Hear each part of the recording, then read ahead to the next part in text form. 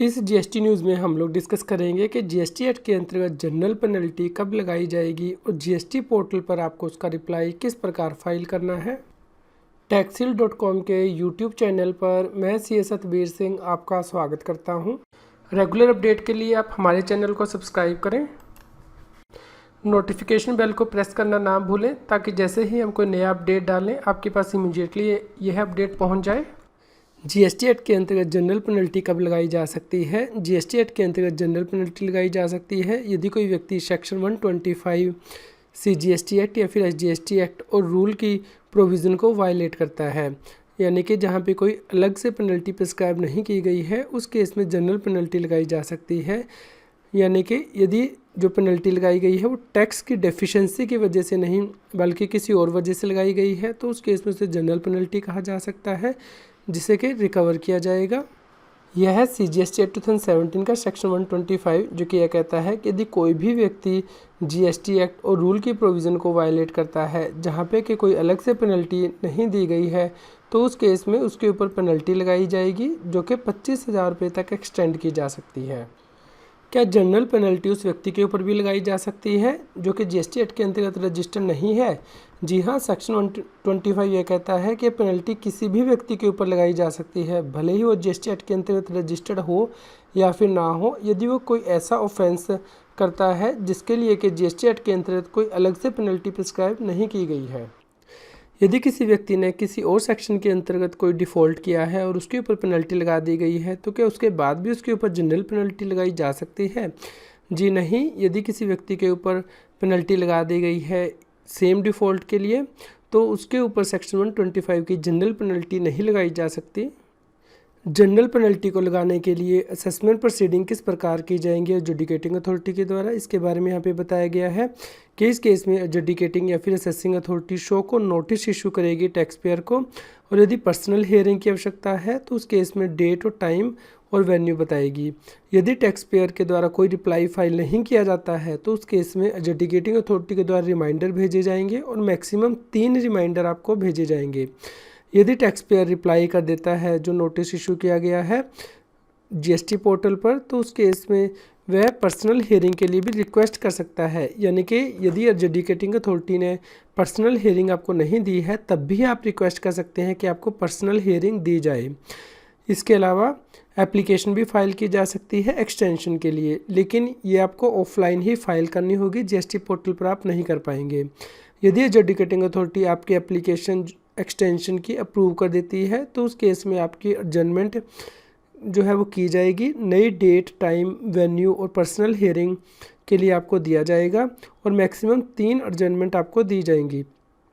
यदि personal hearing की आवश्यकता नहीं है तो उस केस में एडजुडिकेटिंग अथॉरिटी जनरल पेनल्टी के लिए ऑर्डर इशू करेगी या फिर प्रोसीडिंग को ड्रॉप कर देगी। यदि पर्सनल हियरिंग की आवश्यकता है तो उस केस में एडजुडिकेटिंग अथॉरिटी पर्सनल हियरिंग आपकी करेगी और उसके बाद ऑर्डर इशू करेगी।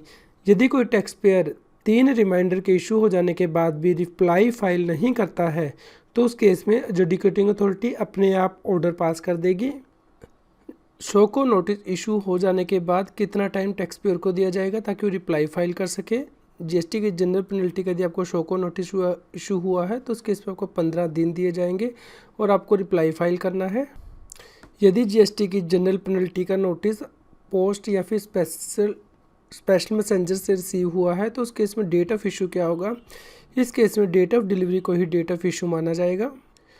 यदि जनरल पेनल्टी प्रोसीडिंग स्टार्ट की जाती हैं तो कौन से स्टेजेस पर टैक्स पेयर को इन्फॉर्मेशन SMS और ईमेल से मिलेगी? इस केस में जैसे ही जनरल पेनल्टी की प्रोसीडिंग स्टार्ट होगी तो उस केस में SMS और ईमेल भेजा जाएगा जैसे ही शो को नोटिस इशू होता है या फिर आप रिप्लाई फाइल करते हैं या फिर एडजमेंट नोटिस जो है इशू किया जाता है एडजुडिकेटिंग अथॉरिटी के द्वारा या फिर रिमाइंडर इशू किया जाता है एडजुडिकेटिंग अथॉरिटी के द्वारा।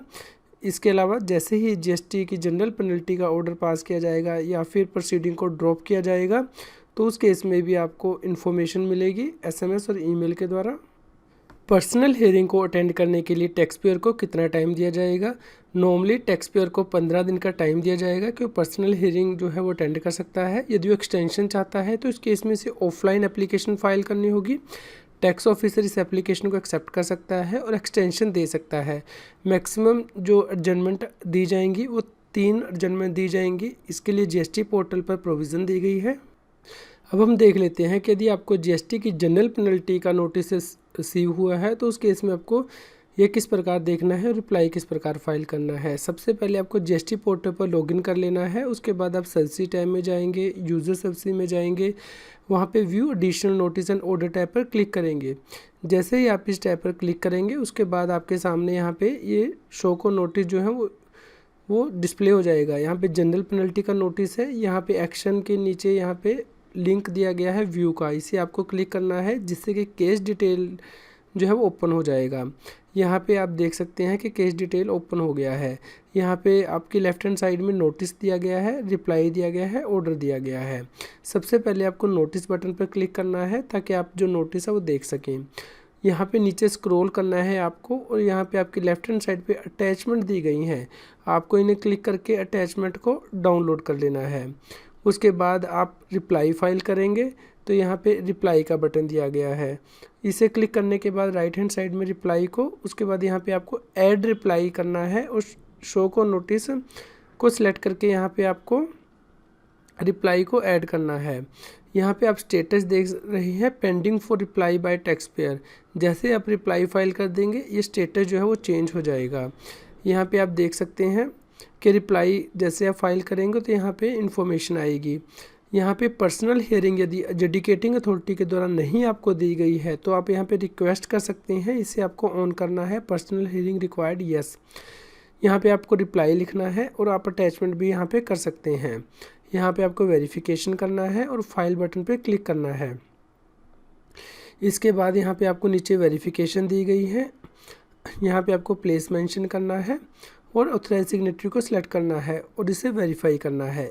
यहाँ पे आप प्रीव्यू भी कर सकते हैं पीडीएफ फॉर्मेट में जो नोटिस का रिप्लाई आप फाइल करेंगे, जैसे कि आप अपनी स्क्रीन पर रेफर कर पा रहे हैं। उसके बाद आपको यहाँ पे इसे डिजिटल सिग्नेचर सर्टिफिकेट के साथ या फिर इलेक्ट्रॉनिक वेरिफिकेशन कोड के साथ सबमिट करना है। जैसे ही आप सबमिट कर देंगे तो उसके बाद आपके पास एक्नॉलेजमेंट रेफरेंस नंबर आएगा यहाँ पे, जिससे कि आप डाउनलोड भी कर सकते हैं। उसके बाद आप यहाँ पे रिप्लाई फील्ड में जब चेक करेंगे तो यहाँ पे आप रिप्लाई चेक कर सकते हैं। यहाँ पे आप देख सकते हैं कि जो स्टेटस है वो भी चेंज हो गया है, यानी कि reply furnished pending for order by tax officer. उसके बाद जब टैक्स ऑफिसर ऑर्डर इशू कर देगा तो आप यहाँ पे ऑर्डर देख सकते हैं। यहाँ पे ऑर्डर आपकी लेफ्ट हैंड साइड स्क्रीन पे दिखाई देगा और उसके बाद आप यहाँ पे स्टेटस देख सकते हैं, order for creation of demand issued.